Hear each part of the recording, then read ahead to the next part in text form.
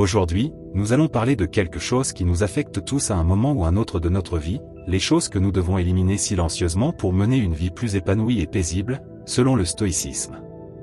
Pourquoi est-il important d'éliminer certaines choses de notre vie? Le stoïcisme nous enseigne qu'une grande partie de notre paix intérieure et de notre bonheur provient de notre propre esprit. Nous ne pouvons pas contrôler ce qui se passe autour de nous, mais nous pouvons contrôler la façon dont nous y réagissons. En éliminant discrètement certains éléments de notre vie, nous nous concentrons sur notre développement personnel sans chercher à attirer l'attention. C'est un processus interne et intime, où se produit la véritable transformation. Voyons ensemble 13 choses que nous devons éliminer silencieusement pour vivre avec plus de sérénité. 1. Les attentes irréalistes. Les attentes irréalistes sont un obstacle majeur à notre paix intérieure et à notre bonheur. Nous avons souvent tendance à espérer que les choses se passent d'une certaine manière, que les gens agissent comme nous le souhaitons ou que les événements se déroulent selon nos plans. Pourtant, la réalité est que nous n'avons pas de contrôle sur ces éléments. Lorsque nos attentes ne sont pas satisfaites, nous ressentons de la déception et de la frustration. Épictète, l'un des grands philosophes stoïciens, nous rappelle: ne demande pas que les événements arrivent comme tu le veux, mais veuille qu'ils arrivent comme ils arrivent, et tu seras heureux. Accepter la réalité telle qu'elle est, au lieu de vouloir la modifier selon nos désirs, est essentiel pour notre tranquillité d'esprit. Éliminer les attentes irréalistes ne signifie pas renoncer à nos ambitions ou à nos objectifs, mais plutôt apprendre à ne pas s'attacher à un résultat précis. Imaginez que vous avez planifié une journée parfaite à la plage, mais qu'en arrivant, le ciel est couvert et il commence à pleuvoir. Si vous vous attendiez à une journée ensoleillée, vous serez frustré. Mais si vous acceptez la réalité et trouvez une nouvelle façon de profiter du moment, vous découvrirez du plaisir même dans l'imprévu. Changer de perspective nous permet de nous adapter et de trouver du bonheur en toutes circonstances. 2. La peur de l'échec. La peur de l'échec nous paralyse et nous empêche d'agir, nous privant ainsi d'opportunités précieuses.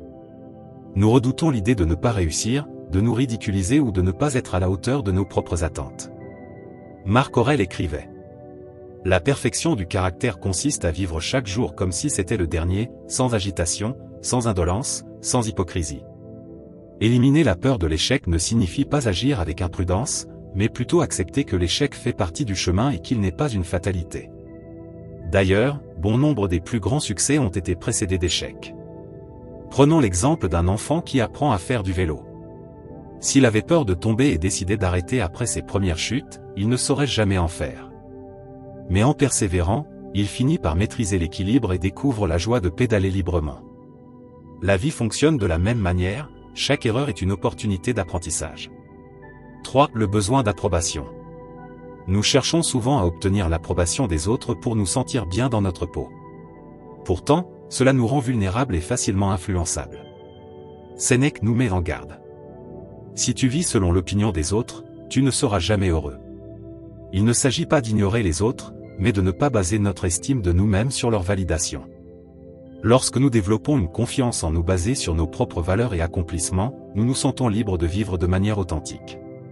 Imaginez un artiste qui peint uniquement pour plaire aux critiques. Son art perdrait son authenticité et sa passion. En revanche, s'il peint avec sincérité, sans chercher à satisfaire qui que ce soit, son œuvre reflètera sa véritable essence et touchera plus profondément ceux qui l'admirent. 4. Les comparaisons avec les autres. Se comparer constamment aux autres est une source d'insatisfaction. Chaque personne suit son propre chemin et possède sa propre histoire, rendant toute comparaison injuste et biaisée. Épictète nous rappelle: ce qui compte, ce n'est pas ce qui t'arrive, mais comment tu y réagis. Éliminer les comparaisons ne signifie pas cesser d'admirer les autres, mais apprendre de sans se sentir inférieur. Imaginez une course où chaque coureur a un point de départ différent. Comparer qui arrive en premier n'a pas de sens, car chacun suit son propre parcours. Il en va de même dans la vie.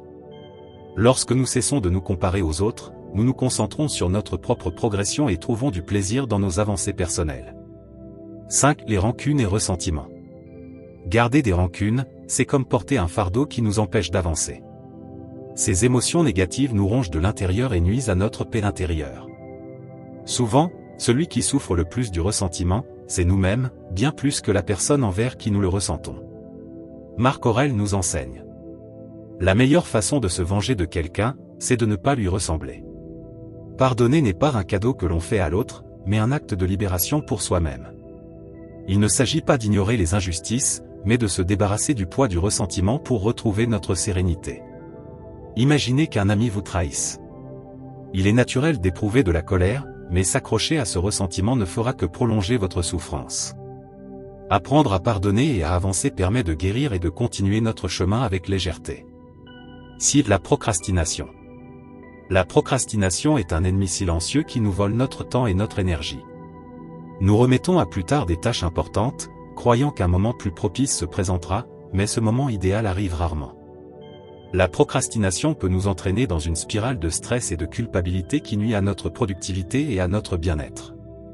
Sénèque disait: pendant que nous remettons les choses à plus tard, la vie, elle, passe. Cette citation nous rappelle que le temps est notre ressource la plus précieuse et que nous devons l'utiliser avec sagesse.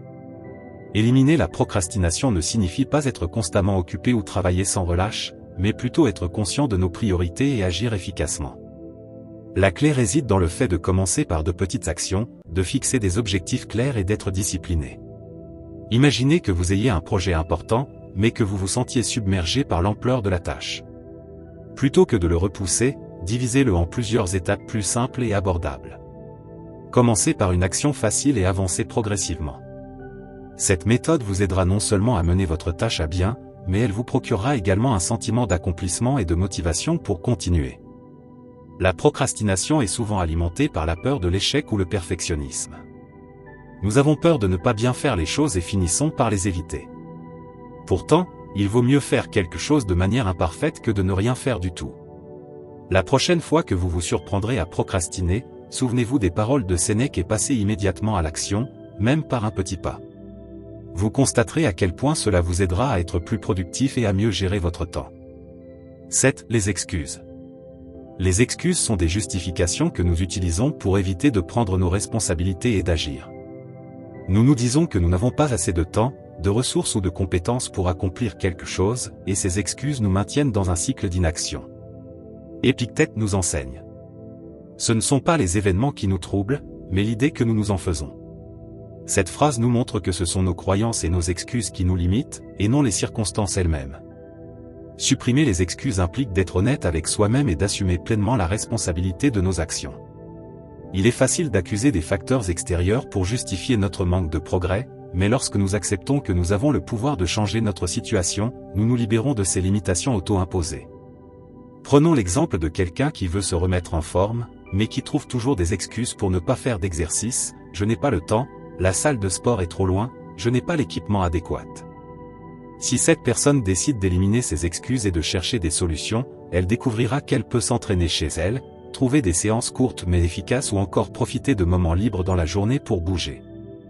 L'essentiel est de changer notre état d'esprit et de nous concentrer sur ce que nous pouvons faire, plutôt que sur ce que nous ne pouvons pas faire. En supprimant les excuses, nous reprenons le contrôle de notre vie et nous nous donnons les moyens d'avancer. 8. La plainte constante. Se plaindre en permanence est un piège qui nous maintient concentrés sur le négatif et nous empêche d'apprécier les aspects positifs de notre existence. La plainte ne résout aucun problème, elle les amplifie dans notre esprit et influence négativement notre attitude ainsi que celle des personnes qui nous entourent. Marc Aurèle disait: le bonheur de ta vie dépend de la qualité de tes pensées. Cette citation nous rappelle que notre perception et notre attitude jouent un rôle fondamental dans notre bien-être. Éliminer la plainte constante ne signifie pas ignorer les difficultés ou faire semblant que tout va bien, mais plutôt changer notre approche en cherchant des solutions au lieu de nous lamenter. Nous pouvons reconnaître les défis sans leur donner plus d'importance qu'ils n'en ont réellement. Imaginez une journée pluvieuse. Vous pourriez vous plaindre du mauvais temps, des embouteillages et de l'impact que cela a sur vos plans. Ou bien, vous pourriez accepter la situation et en tirer le meilleur parti, profiter de l'occasion pour lire un bon livre, savourer une boisson chaude ou simplement écouter le bruit apaisant de la pluie. En changeant notre perspective et en nous focalisant sur le positif, nous améliorons notre état d'esprit et notre qualité de vie. La prochaine fois que vous ressentirez l'envie de vous plaindre, souvenez-vous des paroles de Marc Aurèle et choisissez des pensées qui vous rapprochent du bonheur. 9. La négativité. La négativité est comme un nuage sombre qui peut nous envahir et altérer notre perception du monde. Il nous arrive parfois de nous laisser submerger par des pensées pessimistes, ce qui nous empêche de voir les opportunités et les aspects positifs qui nous entourent. Sénèque nous rappelle: La plus grande partie du bonheur réside dans la volonté. Cette phrase nous enseigne que notre bien-être dépend en grande partie de notre propre attitude et de notre choix d'adopter une perspective positive. Supprimer la négativité ne signifie pas ignorer les réalités difficiles, mais plutôt cultiver un état d'esprit constructif, même face aux épreuves. Imaginez que vous ayez un projet complexe à réaliser au travail. Vous pourriez vous focaliser sur le stress et la difficulté de la tâche, ou bien la voir comme une opportunité de prouver vos compétences, d'apprendre quelque chose de nouveau et de progresser. Une attitude positive vous aidera non seulement à mieux gérer la situation, mais aussi à améliorer votre bien-être général. La prochaine fois que des pensées négatives vous envahiront, souvenez-vous des paroles de Sénèque et choisissez de vous concentrer sur ce qui est entre vos mains. Vous constaterez que votre perspective changera et que votre vie s'en trouvera enrichie. Dit l'envie. L'envie est un sentiment toxique qui surgit lorsque nous désirons ce que les autres possèdent et ressentons du ressentiment à l'idée de ne pas l'avoir nous-mêmes. Cette émotion nous éloigne de la gratitude et de la satisfaction avec ce que nous avons déjà. Épictète disait : ne te réjouis pas d'avoir des choses, mais de ne pas en avoir besoin. Cette citation nous enseigne que le véritable bonheur ne réside pas dans l'accumulation de possessions, mais dans la capacité à ne pas être esclave de nos désirs matériels. Éliminer l'envie implique de cultiver la gratitude et de se concentrer sur ses propres réussites et bénédictions. À chaque fois que nous ressentons de l'envie, cela signifie que nous nous comparons aux autres au lieu d'apprécier ce que nous avons. Prenons l'exemple de quelqu'un qui envie constamment les réussites de ses amis ou collègues. Plutôt que d'être frustré, cette personne pourrait choisir de se concentrer sur ses propres progrès et sur ce qui enrichit déjà sa vie. En pratiquant la gratitude quotidiennement, nous réduisons notre envie et augmentons notre satisfaction personnelle. La prochaine fois que vous ressentirez de l'envie, rappelez-vous les paroles d'Épictète et concentrez-vous sur ce que vous n'avez pas besoin pour être heureux. Vous verrez votre perspective s'améliorer et votre cœur se remplir de gratitude. 11. Les relations toxiques. Les relations toxiques sont celles qui épuisent notre énergie, nous font sentir mal et n'apportent rien à notre développement personnel. Maintenir ce type de relation peut nuire à notre santé mentale et émotionnelle. Comme le dit Marc Aurèle, évite de te lier avec ceux qui te rendent moins vertueux. Cette phrase nous rappelle l'importance de s'entourer de personnes qui nous inspirent et nous aident à devenir meilleurs. Éliminer les relations toxiques ne signifie pas couper tous les liens de manière brutale. Parfois, il est possible d'établir des limites saines et d'améliorer la dynamique.